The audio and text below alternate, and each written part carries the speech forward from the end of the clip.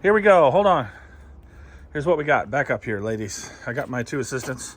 Jordan and Kelsey, say hi. Hi. Jordan? No. Yeah, hi. Okay, good. This is going to be on national TV, don't you worry. Start off. Like to go with the spiral cut because we're going to get everything down in it. However, that's also known to dry out faster. We're not ready for that yet, Jordan. So set that to the side. Okay. So step number one, you know step number one. You got to do the cloves first, or it's going to have everything. So let's get the cloves. Cloves and the brown sugar. Well, you want the one that's already open. Yeah, I know. I can Brown see sugar, that but then. cloves first. So get the cloves. You can take them. Come on, Kelsey, put them down. That'll just help it out. Well, it's open, so. Yep. Just set it to the side. No, just one. Okay. So I'm going to kind of go over them because it's sliced. Kind of just spread them out over here. And these skewers right here, we're going to put these into the front to help this hold together because they have that. So if you want to, oh, no, Jordan, you stick them in there. You know how to do this. You don't just drop them. Stick them in one at a time. Nope. Stick them in. Here we go. All right. So now I've got my assistants here. We're not good. They've learned what farming and putting them in the rows are here. So we're going to go with this. We dropped them. And then we put these two in because the spiral, this thing really opens up and then it'll get away from you. So I use those two long ones and we'll cut those off before we move on to the next step. All right. Okay, hey, now we're moving to the brown sugar. So I like to go brown sugar, put it in, let it kind of get in the grooves, pat it in. Just don't lose your cloves. Don't spread. Yeah. All right. And this is just the first course layer. So you kind of just pat it on? Pat it in because it's going to go down in the grooves. Just don't try to spread it because otherwise you're going to knock your cloves out. And we're going to pour liquid on top of this anyway. This is just a good base. Yeah, so I'm doing a lot. No, it's Cinnamon. Get a little on the right hand side there. Your left, your right, my left. All right, so now we get our base one in there like a tile. Perfect. Put one in front. There you go, stick it off the back. Then layer it down. Put another one in the back. Keep building it just like a tile. Just like you're trying to roof a building now. Build out from that baby. And use existing toothpicks as much as you can. Oh my God. Okay, now Jordan finally gets to use the glazing. That she's been wanting to do since we So started. this is just a good coat. We're not going to use it all. Just going to get a good glazing until we start.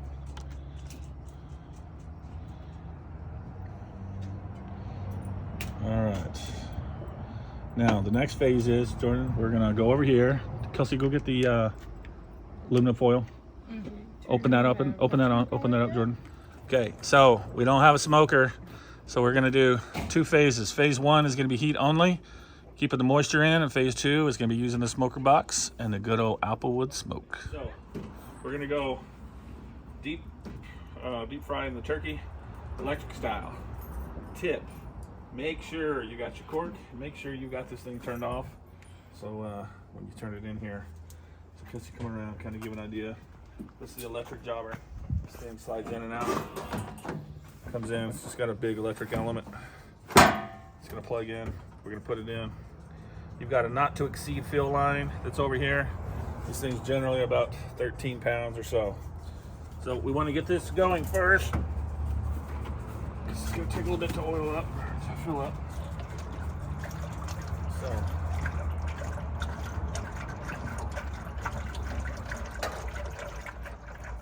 So, first thing we got is our brine turkey here.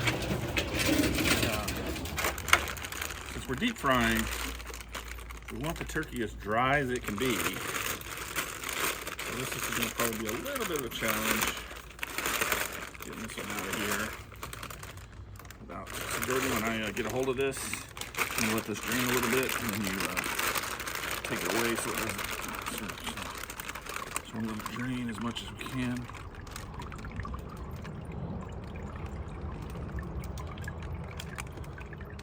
So anybody who's deep fried anything should know moisture causes bubble up. All right.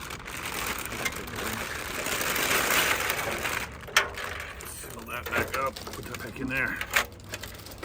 All right. So We got our brine turkey. We got our oil coming up to temperature.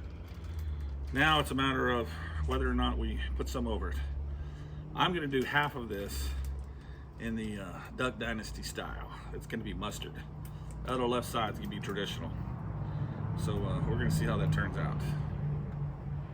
Oh, we're gonna do injections next, actually, first. Okay, hold on. All right, so we're using our cheap marinade. She has learned doing the old turn up, pull it back. We have a little assistance holding this so she can pull the syringe, fill this baby up. And just keep in mind if you pull a seed or something in there that it becomes a little more difficult. All right, once you got enough in there. Now, what we like to do is we focus on the breast meat or anywhere it's gonna dry out. So you wanna get in there and get into the muscle. And you wanna put it in, the skin's gonna hold it. You wanna let it get around as much as you can. Don't poke too many holes because the fluid's then gonna come right out. And don't put so much that it explodes. So you put it in there, you can kind of see it going around. And you know, if it's ejecting, you know that's not going down inside. So if you put the needle all the way inside and it squirts inside of there, it's not doing anybody any good. All right, let's get us another refill. Let that hole clog up just a little bit.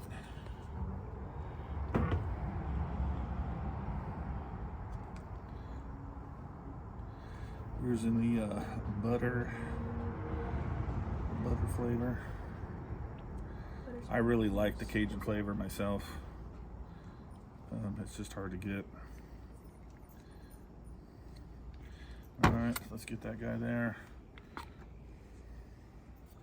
And then just we'll continue injecting in the muscles, in the thighs, in the legs, anywhere that that's good meaty area that'll hold the injection well. But really pay attention to the breast area and in here. It will make this really juicy. So now injecting into the legs, same thing.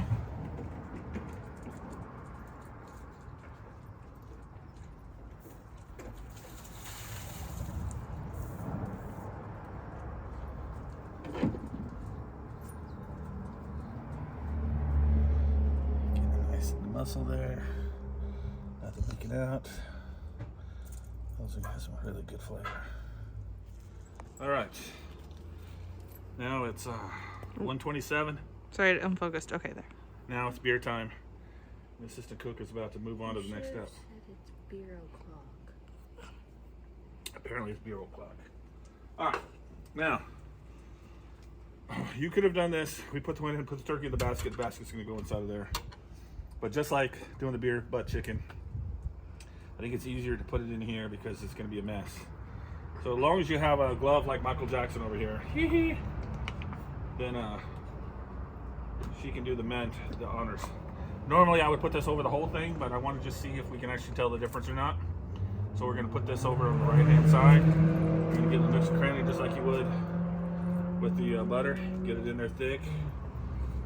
And I did see Mama, the mother from Duck Dynasty, did this to a turkey, but we want it thick, so just really thick.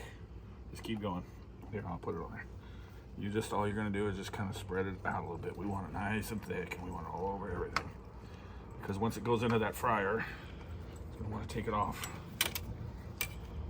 But it gives it a good acidic base, I think.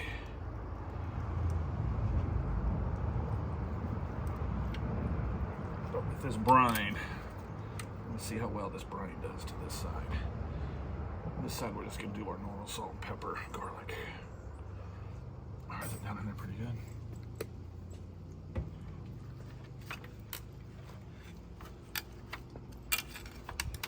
Can keep it thick. When you get grooves, that's good. Don't thin it out too much. I want it nice and thick. I know, I'm just trying to get it underneath.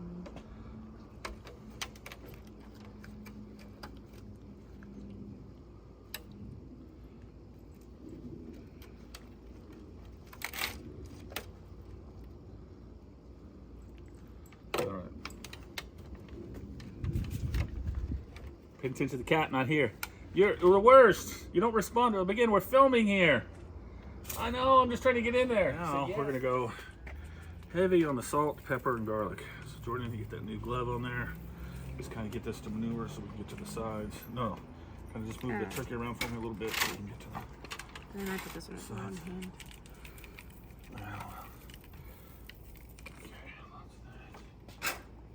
Okay, what I also have been doing out here, I got some butter up to, no, that's okay. Sorry, I got some butter up to room temperature. So we got some milk. I want the buttery goodness. And this is gonna make this really crisp up.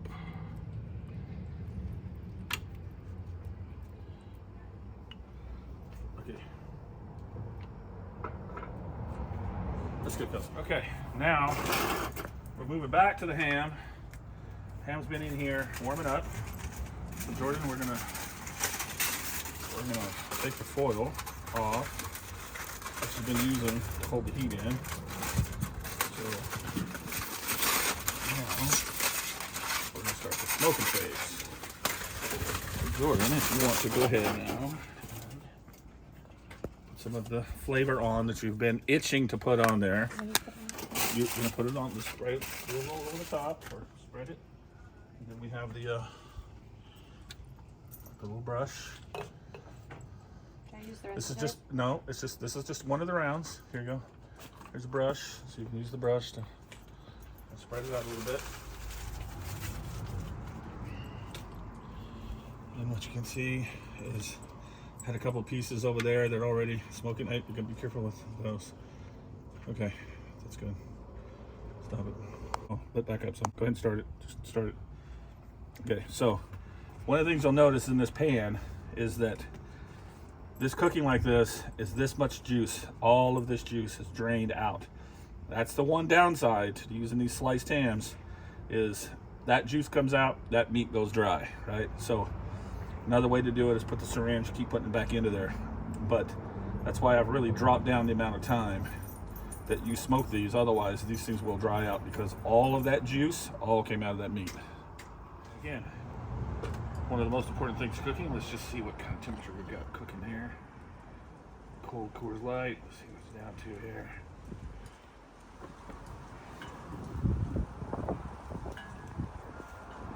About 39 degrees. Let's double check our oil. It says it's ready. Let's check it here. About 375. 350. Well, 358 that temperature says. But this says 375, so that's as hot as she's going. All right, so we've let this really dry out. Internal temperature, put a probe in, put it in the chest. Right now we're at 55 degrees. Put it in to keep it away from the bone. And taking it out, I've got some real safe gloves, so if I was really worried about it, I would use them for here, but this thing's pretty safe. It's really dried out, so I'm gonna go and put this in here. So we put this in a partition. This side right here is gonna fit in over here, and it's used for the rim on that side, but we're gonna go ahead and go in. We're gonna go in nice and slow. I'm gonna prep this, get this set over here on that side so that I can tell. Come in nice and slow. Don't have too much oil up.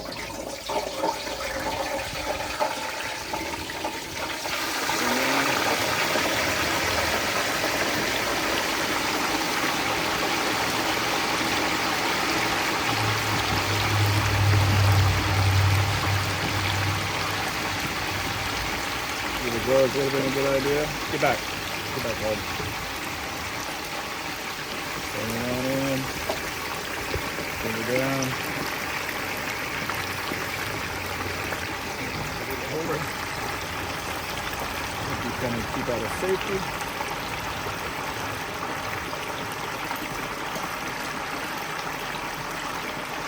And close the lid. So, set my temperature. Government says 165. I say 150 is perfect for the chicken breasts. So we got it at 145. That's going to alert at 145. And we take it out right at 150. it'll continue cooking a little bit, so we'll meet the government standards and safety standards. And we're back to our smoking our ham. Been going low and slow, basting, using the pineapple juice, using the internal juices. So this thing is going to be ready. Just want to keep it warm enough. Now, that turkey should take about 30 minutes. Keep smoke flavor going on it. Got my pack of gizzards right here. That's my flavor. My flavor packet for later. Keep that back around. And we'll see you back in 30 minutes, 20 minutes.